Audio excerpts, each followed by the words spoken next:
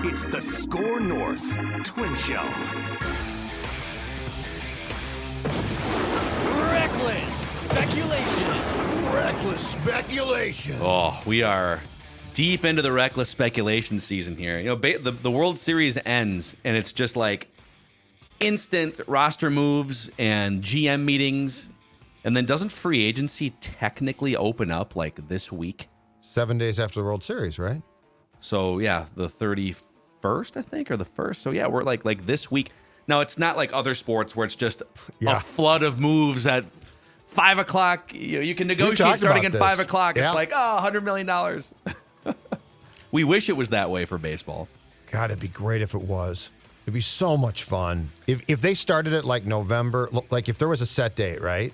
Like let's say it was, they came out and declared it's going to start November 10th. And they had some means of trying to, right, no, but I'm saying if they had some means of actually expediting signings, how much fun would that be? And you could put a whole days of programming on. Such a missed opportunity. You know what they could do? This is a fun little side street here. Like, because the other sports have structure. In the NBA, a max contract is structured. You know what a max contract is. It's 5 years, and depending on your, the amount of time in the NBA, it's either a super max or a rookie max. So the question is just how many teams would offer that player a max, and then he doesn't have to sit around for 5 months and figure out where he wants to play.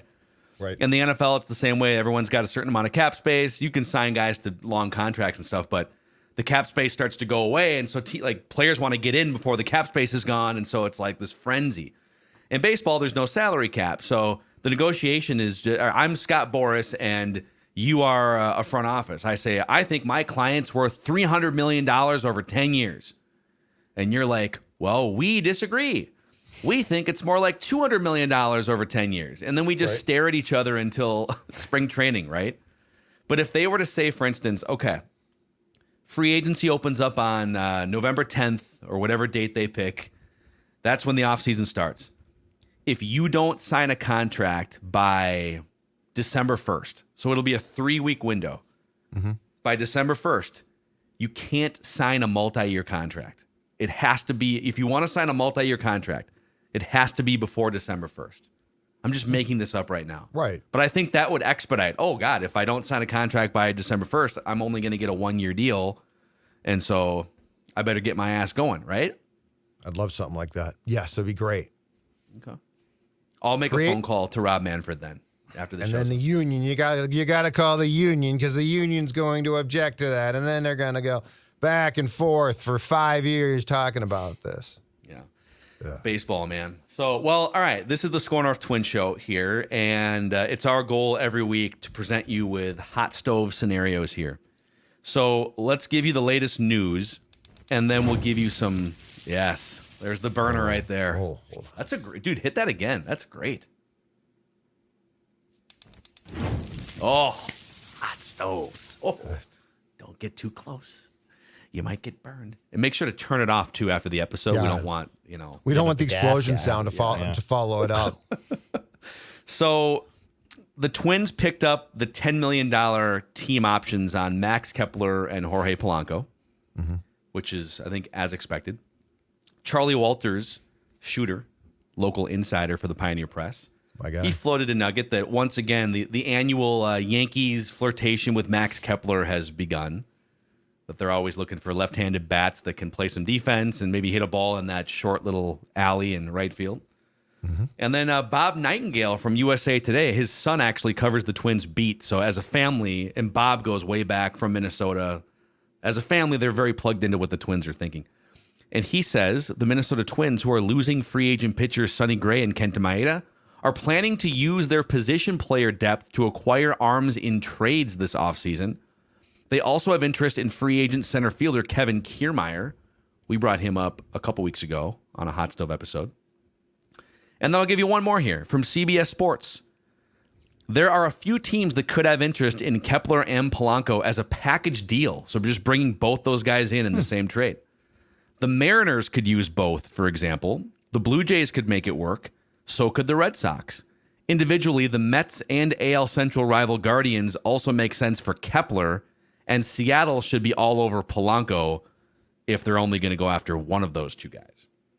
So there's already some steam and some speculation about what they could do with these guys. But just in general, how do you guys feel about the Twins? They've picked up the options, and now there's some credible reports that they're going shopping here. They're going to be, especially at the GM meetings this week, that's where you start to take the temperatures. What do you make about Kepler Polanco as sort of the centerpieces here going forward? I guess the thing that interests me most is the report that the Twins are going to use position players to try to get pitching. And I'm assuming Gray is gone. I'm assuming that I don't know that he wants to come back here. The fact that he was hugging teammates who were basically starting to cry after his last game here leads me down the path that I think that this is going to be it for him. So it's a pipe dream to think he's going to accept the option from the Twins and just come back, which would be ideal, but he won't. So what I make of this is, and my question is, beyond Polanco and Kepler too, what are the chips that the Twins are going to take to market to try to get pitching? Because it's got to be pitching that you can trust at least, right? It's got to be like top end. We're not talking about, oh yeah, try to go get a fifth starter. We're talking about actually replacing Gray. And, you know, I go back to, okay, if we're talking about position players, are we talking about beyond Polanco and Kepler? Are we talking about Kirilloff? I'm guessing Larnach will be shopped, but I don't know that he brings you back a ton. Like, you're going to have to get the type of pitcher we're talking about, the price is not going to be cheap. I would guess Brooks Lee is not going to be traded. And so, I mean, I'm sure Jose Miranda's name will be brought up by the Twins. But again, that's not going to get you back what you want. So I'm very intrigued by who's available here because I think it has to go well beyond Polanco and Kepler, who, if they are traded, have value, but teams are going to know that the Twins also are interested in dealing them. Like, who would the Twins deal from the list that they probably have secretly, but they aren't necessarily shopping them? Well, but I actually think, especially if you're looking to contend in 2024 and maybe 2025, guys like Kepler and Polanco can be valuable. And there's this list of teams, like the Blue Jays are right there, and the Mariners are right there, and the Red Sox are trying to get back. Those teams are looking for good major league veteran players to get them back to 90 wins or 95 wins or whatever it is. And the Twins already have a bunch of second base options and a bunch of left-handed hitting corner outfield options. Right. So to me, like, when you bring up Larnach, yeah, you're trading from a position of strength, but you're also like a little skeptical that he's a major leaguer. And so you're trying to like pawn him off or something. You know that Kepler's been wildly streaky and his first half was unplayable. But like, at the end of the day, he's a major league player. Polanco, when he's healthy, is a major league player.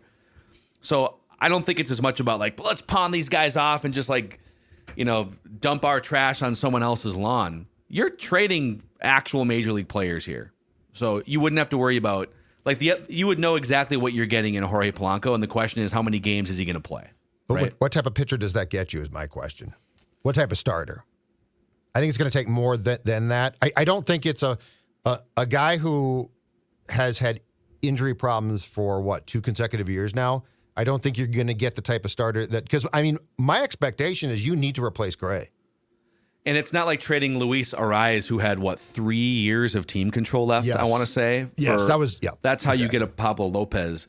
Like, it stings to trade a guy like Luis Ariz, and we had a bunch of conversations about that. It's like, man, and is this really the route to get a number 1 or a number 2 starter? And I think they traded for a number 2 starter that they, to their credit, elevated to a number 1 starter. And Pablo Lopez was pretty open about that. But it's not like you're trading a 25-year-old Jorge Polanco with 3 or 4 years of team control, and now you might be getting the equivalent on the pitching side.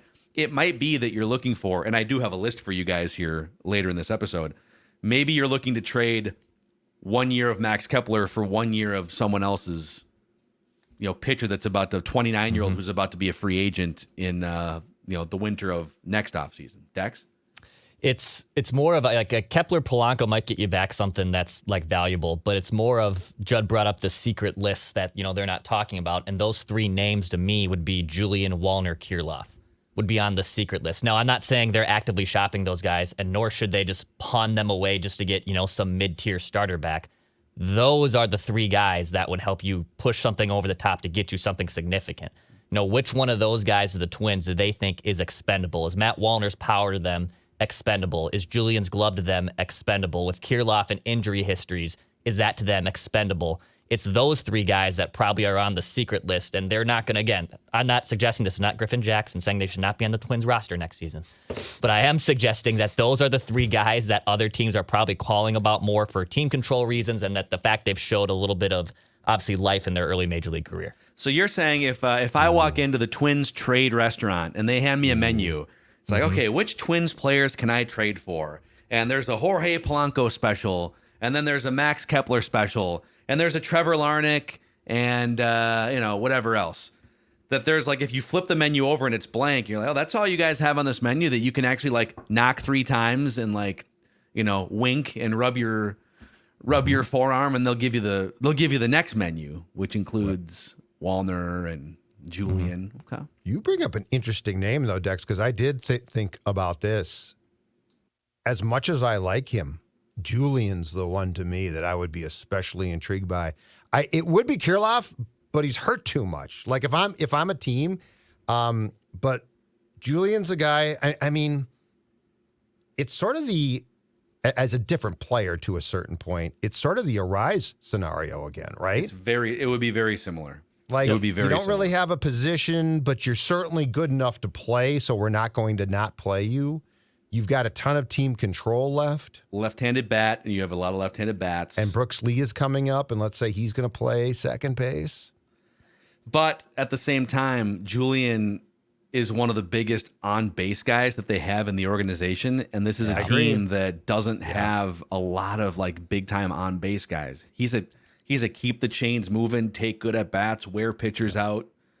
That's what I worry about. And he said, well, is it kind of fluky? He had a big first season. Denard Span kind of did that in his first year or two, and then the league kind of figured him out. And they also moved from the Metrodome to Target Field, and a lot of those ground balls that would skip through did not skip through at Target Field.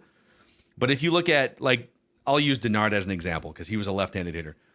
Denard's minor league track record was not filled with, like, big on-base seasons. It's like he got to the Metrodome and kind of took advantage of pitchers not really knowing who he was, and also just skipping balls off the turf. Julian, I don't think he's an on-base fluke. If you look at his minor league track record, here are his on-base percentages at every level. High A and low A in 2021, a 434 on-base percentage. 2022, a 441 on-base percentage at Double A. And then 2023, in the 40 games he played for AAA St. Paul, a 435 on-base percentage. It was 381 in the major leagues. I think you got to be careful and Arise is a big on-base guy too. You got to be careful trading these on-base machines because it's easy to find corner outfielders that can hit 25 home runs. It's not easy to find infielders that can get on base at a 400 clip on a regular basis.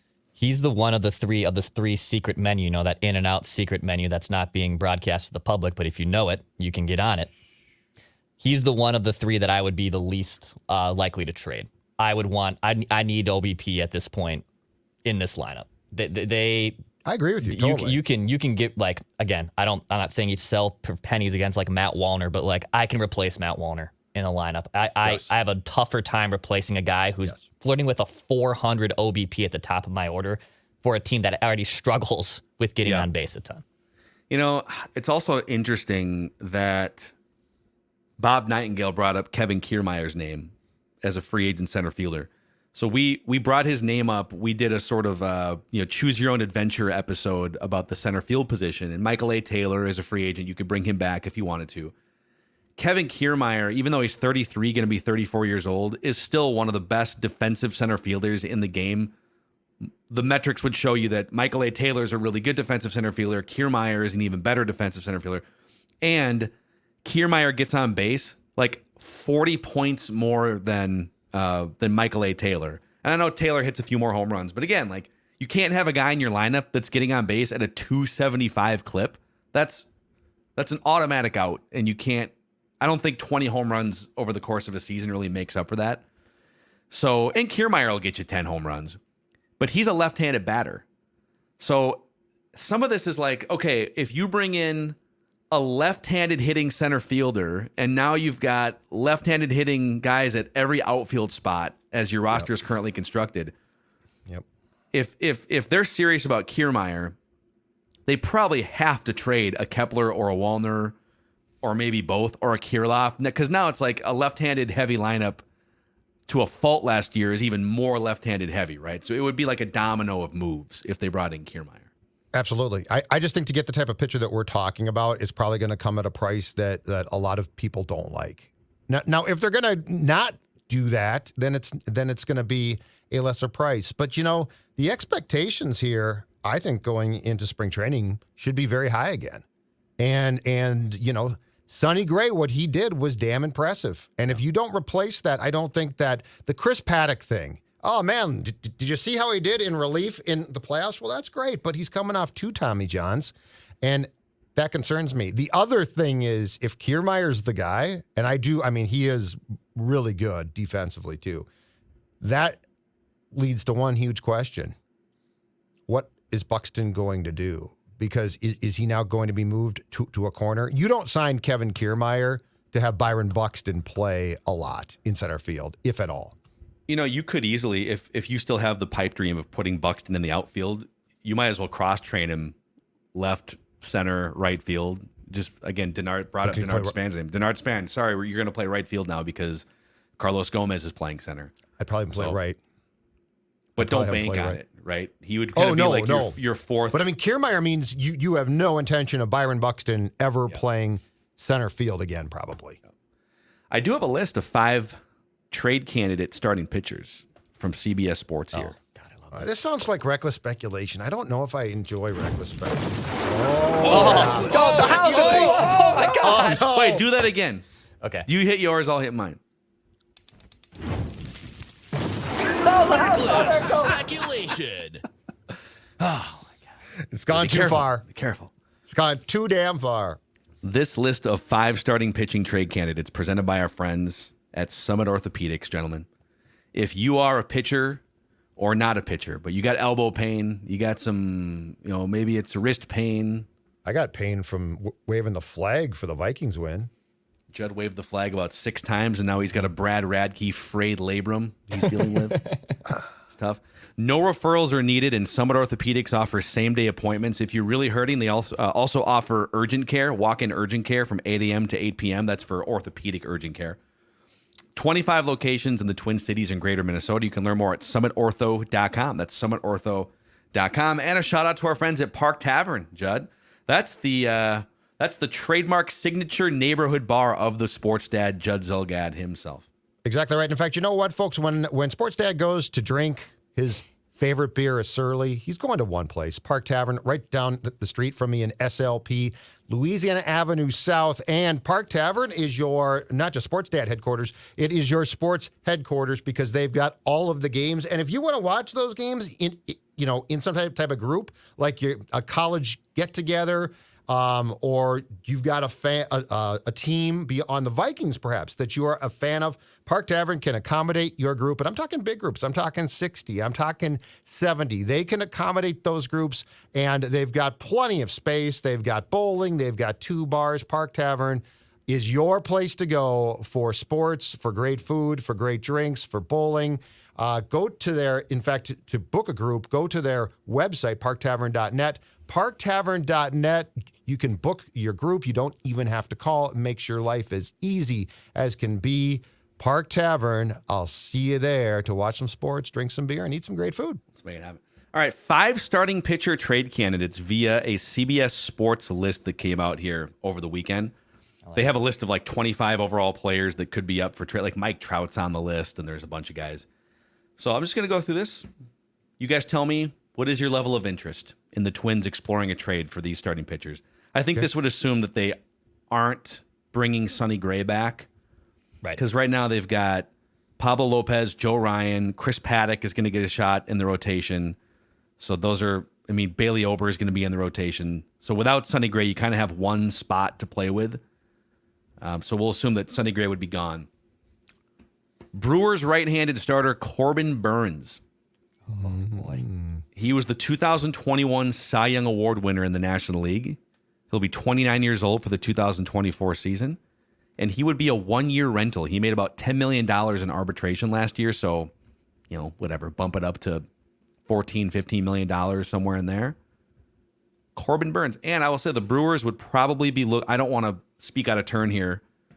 Brewers fans might disagree, but like Brandon Woodruff had shoulder surgery that's going to wipe him out for the entire year next year. Right. So if Woodruff is out and if they're trading Corbin Burnes, I would think that they would be aiming for like prospect level talent, right? I don't think you would be calling them saying, "Hey, you want to swap Max Kepler and something else for Corbin Burnes?" I would think they'd be going into kind of a little bit of a rebuild mode with this trade.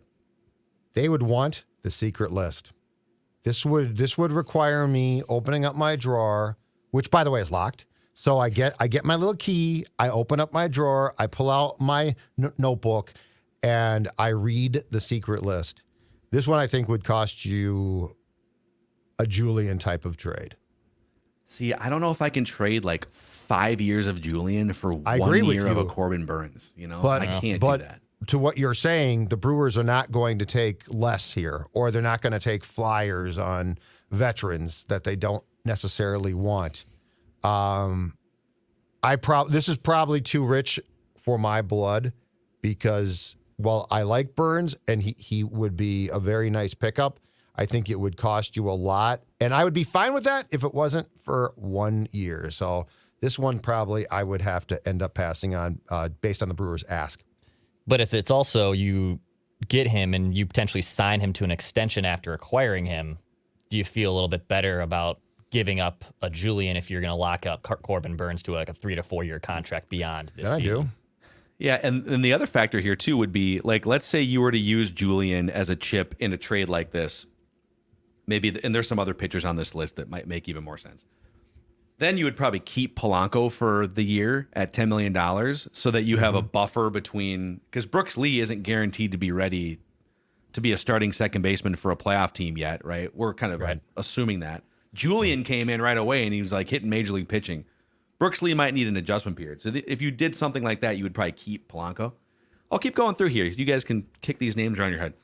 Shane Bieber, right-handed, once dominant right-handed starter for the Guardians. This obviously would be an in-division trade here, which makes it complicated. But he'll be 29 years old. He's coming off just kind of a weird, bad, injury-plagued season. Yeah. Cy Young Award winner a few years ago. He'd be a one-year rental. He was $10 million last year in arbitration. And here's what CBS writes. You needn't, that's a great word. You needn't look back too far to see the last time Cleveland traded its ace coming off an injury-plagued season. 4 years ago, they sent Corey Kluber to Texas for a package that included Emmanuel Clase. Yeah. Kluber was a year away from free agency at the time, like Bieber is now. Shoulder trouble limited Bieber to 128 innings this season. And in those 128 innings, he set new career lows in strikeout rate, swinging strike rate, average fastball velocity, and also had the lowest fastball whiff rate in baseball in 2023. So you'd be buying low and risky on Shane Bieber for 1 year. I'm out. Shoulder. Can't do that. Not against it. Cleveland does this. They did it with Clevinger in the pandemic season, too, who was coming off a really good season. Now, they probably were potentially right to get rid of him at that time, but they do this. Like Cleveland does, and they don't pay people. I know they just hired Craig Counsell to be their new manager. I wouldn't be against this. I don't know what the comp is. Probably, again, similar maybe to Corbin Burnes, but I'm not against this. But people... Be less. People Although just there may be a division tax, but Shoulders scare me way too That's much. Where you guys. I just bad shoulders. That can be it. Yeah. More in on Burnes than I am Shane Bieber. Yeah, I would agree with that. Here's another interesting one. It's another in-division trade, but right-handed starter Dylan Cease from the White Sox. So 28 years old, 2 years of team control. So you'd get him for 2024 and 2025. One of the biggest strikeout starting pitchers in baseball the last few years. He finished second in Cy Young voting, if you remember, in 2022. The wheels came off for pretty much everyone in the organization last year. I'm not holding that against Dylan Cease. Train wreck organization. Yes. And CBS writes, the White Sox have a new head of baseball operations, Chris Getz, and trading your ace is a difficult move to make in your first offseason at the helm. But then again, the White Sox need help all over their roster, and trading Cease may be the quickest way to get that help.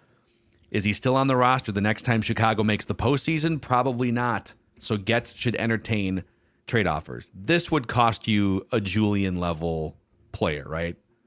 They would be asking, especially in division. Whew, boy. But man, what's the contract again?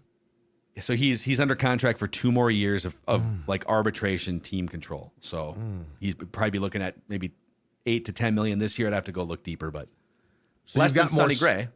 So you've got more certainty though on tenure with team than you do with Burns. Correct. One more. Because the Burns thing I'd love, but it'd be one and done. And this would cost you a Julian. But I mean, here's my problem. I don't want to make that trade, but I think we have to think in those terms. Because like the old fan thing is, hey, get Dylan Cease. Who can you send him? Send him Polanco and, some slappy who's ranked 8th in your farm system. And see, it's God, tough this would be intriguing. And I don't want to trade Julian. I would rather cross-train Julian as a first baseman. Yeah. So that you could put Brooks Lee at second base than trade Julian. Because I think Julian, when stacked up against first baseman people might think, what? Julian's not a first baseman. Look at him. Dude, his OPS and weighted on base average would have been like top 5 or top 6 among all first basemen last year. So, and they've started that process of cross-training him. Yeah, he's played there some. I mean, so what's the price here? What's your hypothetical price on Dylan Cease? The in-division tax is in play here. I mean, they're going to ask for Brooks Lee, but you got to probably say no on that. Yep, that's nope. So Declan says no. That's nope. Would you trade Kirilloff? Yes. Yep. Be like what, 4 years of Kirilloff? Mm-hmm. I would. Injury uncertainty. It'd be like Kirilloff plus something else. Correct. Or Julian straight up. 5 years of Julian straight up for 2 years of Dylan Cease. I'd rather trade Kirilloff and something else if I could do that trade. The thing with Kirilloff is the injuries are going to make teams think. It would have to be Kirilloff plus something like not a throw-in. It would be like someone from your top 10 prospects list, not named Brooks Lee. I'd rather do that than Julian. Okay. How about this one? Right-handed starter Logan Gilbert from the Mariners. So this one might sound weird because he has 4 years of team control. He turns 27 years old in May, so he's like fairly young compared to some of these other guys. He's a former 14th overall pick in the first round. Just a rock-solid, innings-eating starting pitcher. Doesn't really walk anybody. At this point, he's a really good mid-rotation guy, like a number 3, number 4. Like he'd just be really reliable. CBS writes, do we believe the Mariners will trade Gilbert, who has emerged as an above-average workhorse and is under team control through 2027? No.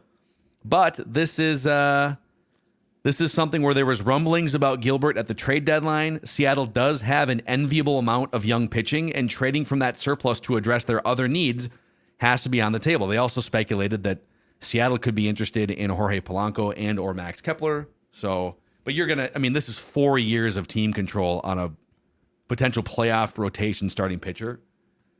So this would be like a Luis Ariz, Pablo Lopez kind of a situation. Get this, you guys. So his 3 years starting in 2021 with the M's, 24 starts, 32 starts, 32 starts. Yeah.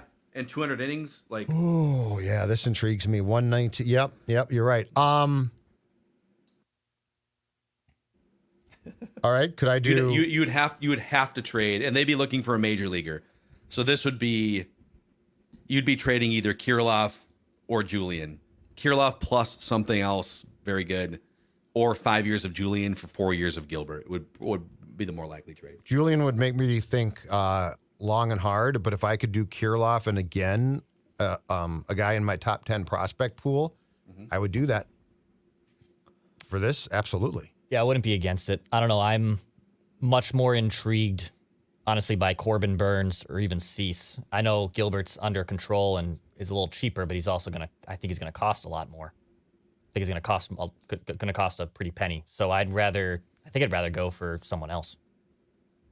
Wait, no, he's not a free agent for 4 more years. Are you saying arbitration expensive?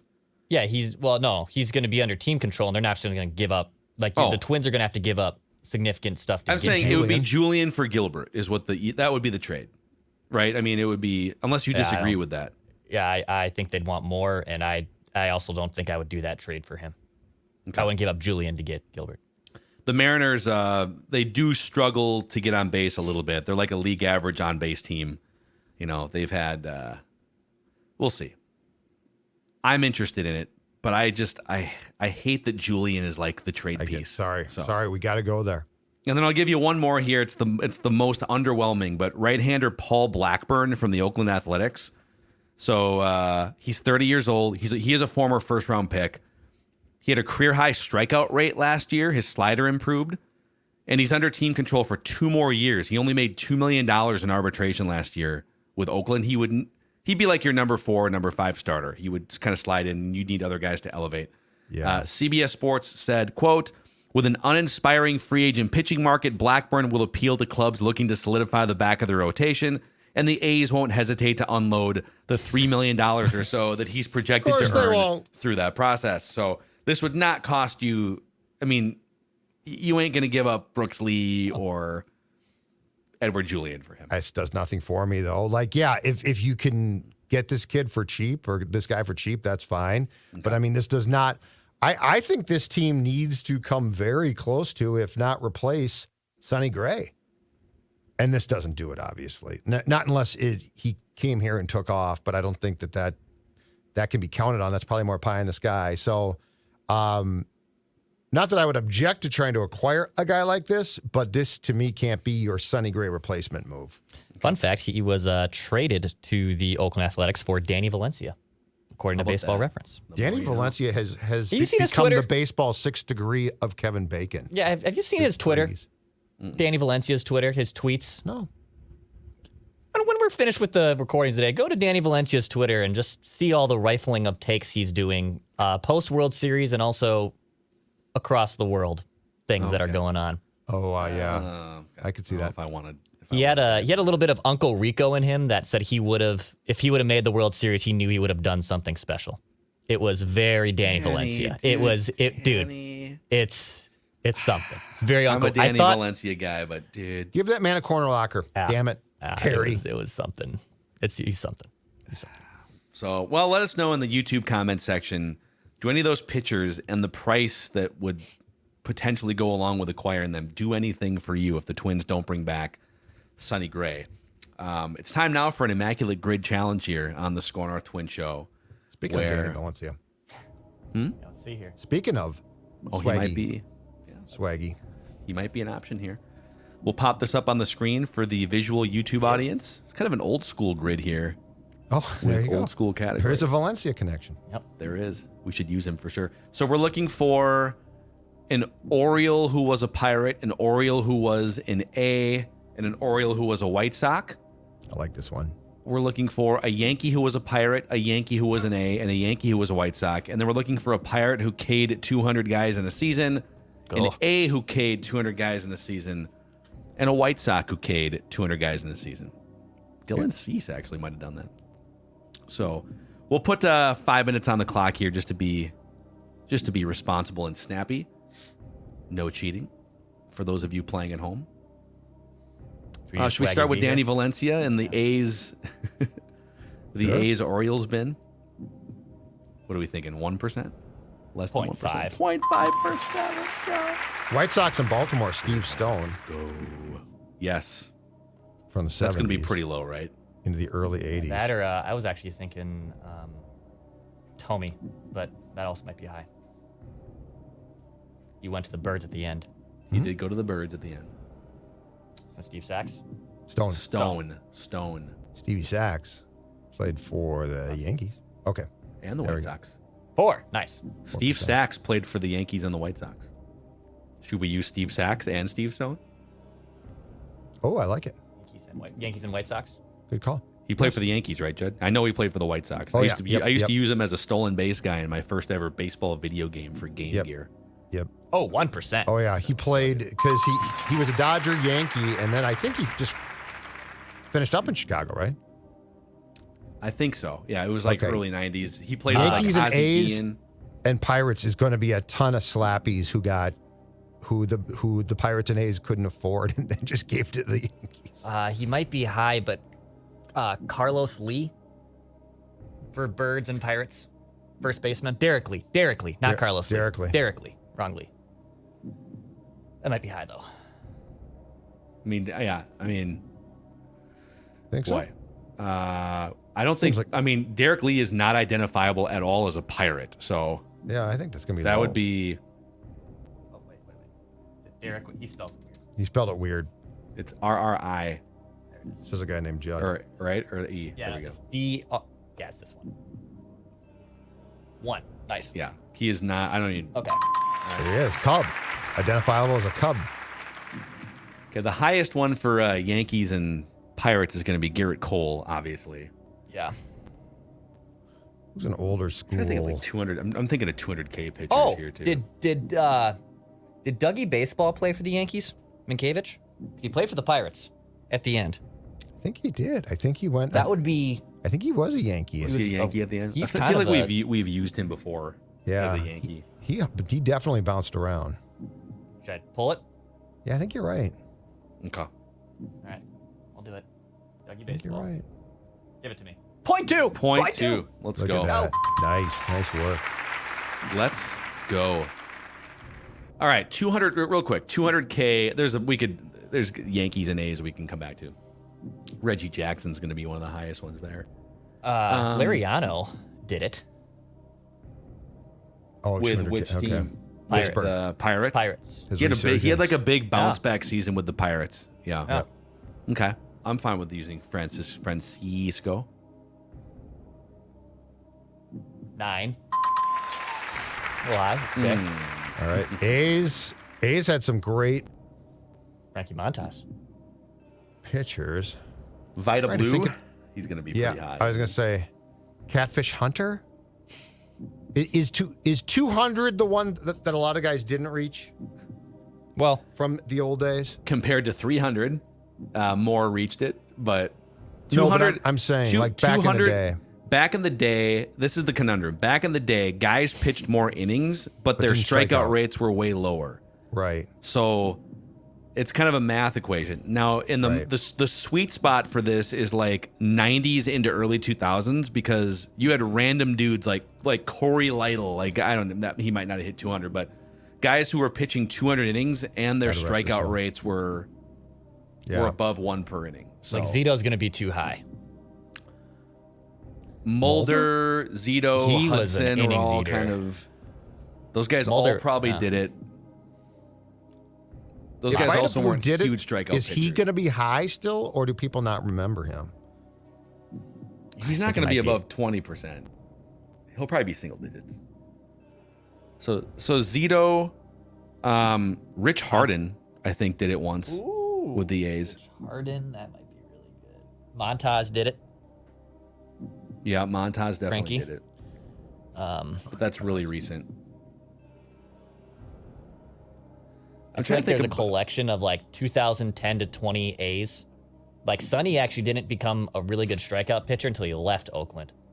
Like Sonny was a good pitcher. I'm not saying he was a bad pitcher, but he wasn't a heavy strikeout guy He's a or good pitcher with an the- innings guy. Yeah. or an innings guy. So I don't think he did it. Otherwise, I would have said Sonny. Yeah. Rich Harden was one of the biggest strikeout Oh, pitchers, God. but his injuries and innings would make me question whether he got to 200. Arizona, But he was a Oakland, huge strikeout guy. Chicago. Oh man, I mean that would be a great poll. Those staffs that they had, that Billy Martin had in the early 80s, he abused their arms, but I don't know that Yeah. those guys got to 200. Like Mike Norris started a ton of games. Rick Another Lansford. guy that had a good year or two was Dan Herron with the Oakland A's. Oh, it's also a good one. I like Dan Aaron. He was a strikeout guy a little bit too. You know, if you want to gamble, Rich Harden would be the gamble because he's probably not going to be much more than about 5%. I'll do it. He was a huge strikeout guy. Let's see if we got it. One time. Dang it! Nope. Let's try Vita Blue. Dude won an MVP Yeah. as a pitcher. Yeah. 26. Oh my God. 26%. That's So there that must not tells you be there's actually not that many A's pitchers. yeah, exactly right. Okay. All right. Johnny Damon. Oh, I should fix it up. Johnny Damon. sure. Yeah, just put John Damon and just yeah. Right, okay, Yeah, whatever. there we go. All right. Well, good try, you guys. We all there's only agreed that Rich 9. Harden. 10. Damn. Yeah, Frankie, Zito, Todd Stottle. What is this? Stottlemyre. Stottlemyre. There's only been 2 since 2000 for them. Okay. Todd Stottlemyre. Mel's kid. Interesting. Mel's a good pitcher. Who are the Pirates? Do you have a list? Pirates. Mitch Keller this year. I have no idea who that is. Mitch Keller Garrett is Cole, one of their top prospects a few years ago. Liriano, AJ Burnett did it once. Oliver Perez Yep. did it Oh my once. God, Perez. Bob Veal. Oliver Veal. Perez is a good one. Oliver Perez is a good one. Mets, Pirates. Give me teams. Yeah, that's a good call. All right. Well, we're a little rusty. We haven't done this together in a while. Give me teams. I will say, I wish Jason that they would Giambi, put the number weekend. The weekend versions are so much Oh, it's easier the to go best. low. The weekend versions are like you can go like under 20 rarity scores, especially if the three of us were combined. That Saturday one was so fun. It's a bunch of different random categories that Judd Judd hates, hates it, but I don't. yeah. Yeah, I don't like that stuff. Sorry. So, guys. well, hey, this is your off-season fix of hot stovery here on the Score North Twin Show. We'll be doing this every week minimum, and oftentimes multiple times per week into the November, December hot stove weeks, and we'll keep tabs on all the rumors and speculation out there. Love the show. Right there. Oh, it's right there. Oh, it's just Warm right up by the those fire. hands. It's so nice. What could go wrong? Just don't let a match. We'll see you next time on the Score North Twin Show.